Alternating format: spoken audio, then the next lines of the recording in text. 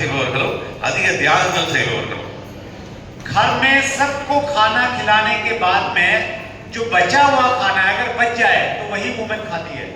வீட்டுல எல்லாருக்கும் சாப்பாடு சமைச்சு அவங்க சாப்பிட்ட பிறகு எது மிச்சம் இருக்கோ அதை சாப்பிட்டு தன்னை வளர்த்துக் கொள்ளக்கூடிய ஒரே இனம் பெண்கள் இனம்.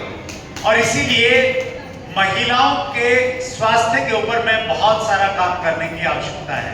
அதனால் பெண்கள் ஆரோக்கியத்திலையும் பெண்கள் விடுதலையில் பொருளாதாரத்திலையும் அவங்களை மீட்டெடுக்கிறதுக்காக நிறைய வேலைகள் செய்ய வேண்டியது நம்மளோட கடப்பாடு.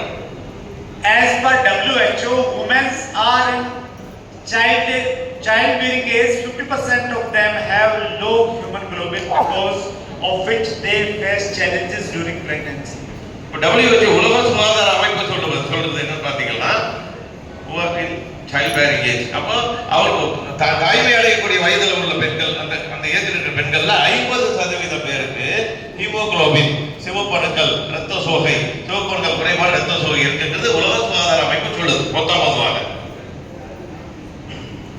So as per WHO, a woman whose hemoglobin is less than 12 gram DL, she is called anemic.